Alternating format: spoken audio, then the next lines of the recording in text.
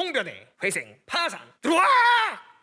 안녕하십니까. 회생파산 들어와 홍인섭 변호사입니다. 오늘은 개인파산 신청 자격을 인정받을 수 있는 조건을 알려드리겠습니다. 먼저 개인파산 면책이 뭔지 그 의미부터 알려드리죠. 개인파산 면책이란 채무자가 부채가 많아서 도저히 갚을 능력이 안 되어 파산을 신청했을 때 채무자의 총 재산 중에서 압류금지 재산과 면제 재산을 제외하고 남은 재산을 채권자들의 채무를 갚는 데 투입하고 그래도 남는 채무가 있으면 면책 불허가 사유가 없을 때 법원에서 면책 결정을 내려주는 것을 말합니다. 개인 파산 면책 결정을 받고 면책 결정이 확정된 후 면책의 효력이 발생하면 채권자들에 대한 채무가 면제되죠. 개인 파산 절차에서 채무자의 총 재산 중 압류 금지 재산과 면제 재산을 제외하고 남은 재산은 채권자들의 채무를 갚는 데 투입될 수 있습니다. 그러나 채무자의 재산 중에서 압류 금지 재산과 면제 재산은 여전히 채무자가 계속 소유할 수 있습니다. 개인 파산 절차에서도 채무자가 계속 소유할 수 있는 압류 금지 재산과 면제 재산을 간략히 알려드리겠습니다. 압류 금지 재산은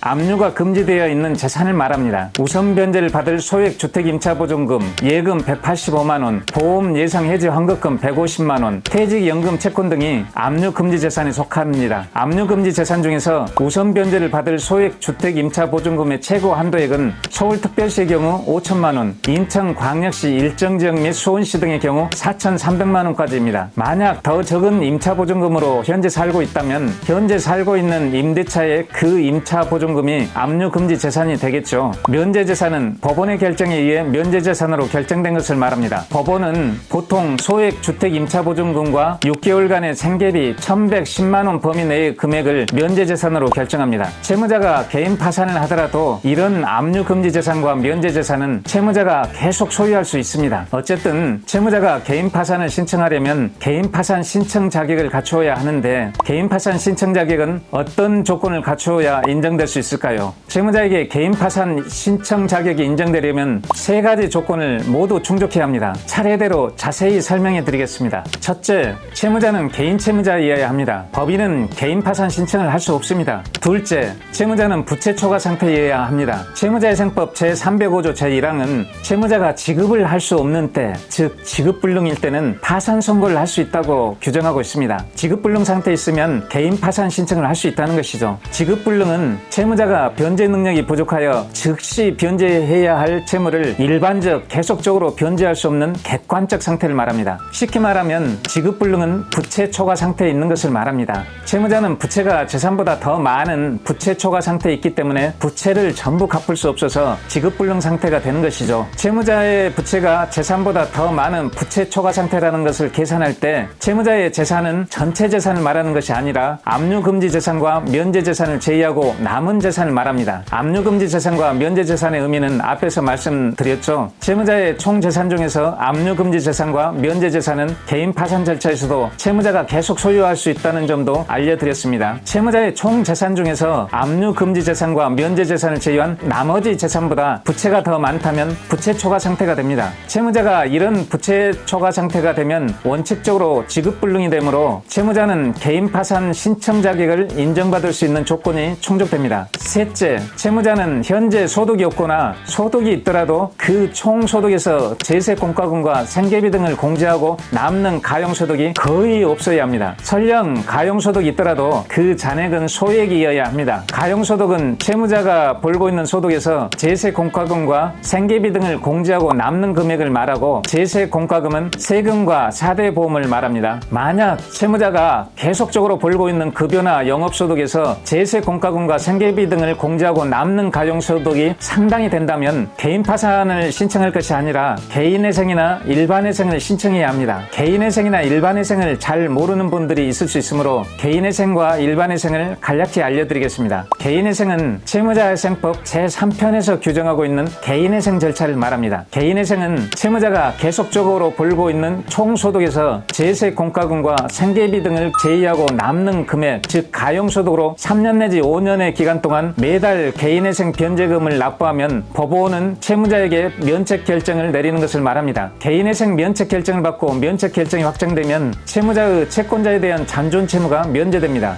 개인회생에 대해 좀 더 자세히 알고 싶으신 분들은 앞전에 올린 동영상을 반복해서 시청해 보시기 바랍니다. 회생 절차는 채무자회생법 제2편에서 규정하고 있는 회생 절차를 말하며 기업회생 절차라고도 말합니다. 회생 절차는 법인회생, 일반회생, 간이회생 이렇게 세 가지 종류가 있습니다. 개인 채무자가 진행하는 회생 절차를 일반회생 절차라고 말합니다. 일반회생은 채무자가 제출한 회생계획안에 대하여 관계인 집회에서 회생담보권액의 5분의 4 이상, 회생채권액의 3분의 2 이상이 찬성하면 법원은 회생계획 인가결정을 내리게 되는 것을 말합니다. 회생계획 인가결정이 내려지면 채무자의 채무 중 일정액은 면제되고 나머지 채무는 10년 이내의 기간 동안 분할 변제되거나 기한 유예되는 것으로 권리 변경됩니다. 일반회생에서 채무자가 제출하는 회생계획안은 채무자의 채무 중 일정액은 면제하고 일정액은 10년 이내의 기간 동안 분할 변제하거나 기한 유예되는 것으로 정한 계획안을 말합니다. 회생 절차의 세 가지 종류인 법인회생, 일반회생, 간이회생에 대해서는 나중에 별도로 동영상을 준비하여 올릴 계획입니다.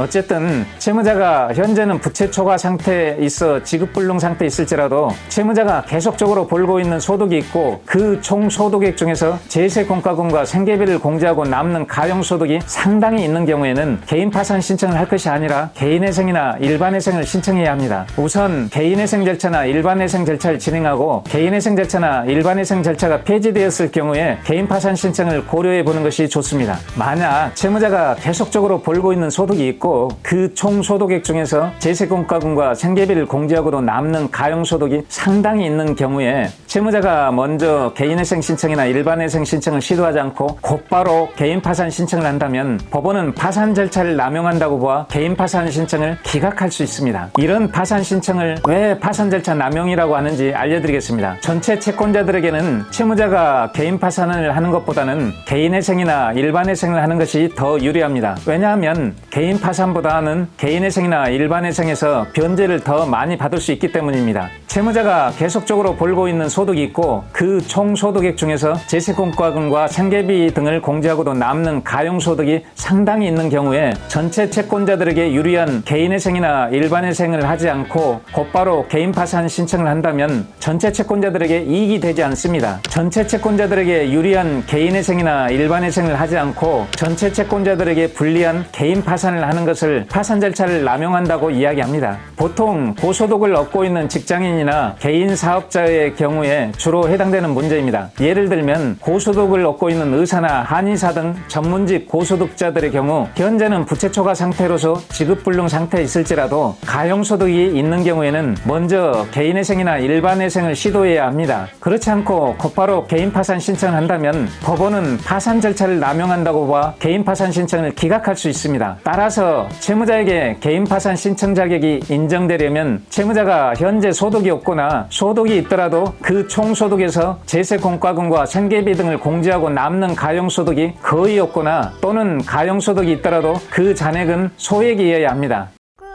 지금까지 알려드린 내용을 정리해 보겠습니다. 채무자가 개인 파산 신청 자격을 인정받으려면 앞에서 말한 세 가지 조건을 모두 갖추어야 합니다. 첫째, 채무자는 개인 채무자이어야 합니다. 둘째, 채무자는 부채 초과 상태이어야 합니다. 채무자의 총 부채가 채무자의 총 재산 중 압류 금지 재산과 면제 재산을 제외하고 남은 재산보다 더 많으면 부채 초과 상태가 됩니다. 셋째, 채무자는 현재 소득이 없거나 소득이 있더라도 그 총 소득에서 제세공과금과 생계비 등을 공제하고 남는 가용소득이 거의 없거나 설령 가용소득이 있더라도 그 잔액은 소액이어야 합니다. 채무자는 이 세 가지 조건을 모두 갖추면 개인 파산 신청 자격이 인정됩니다. 이상으로 개인 파산 신청 자격을 인정받을 수 있는 조건을 알려드렸습니다. 마지막으로 구독, 좋아요, 알림을 꼭 눌러주세요. 회생파산 드루아에게 큰 힘이 됩니다. 지금까지 회생파산 드루아 홍인섭 변호사였습니다. 감사합니다.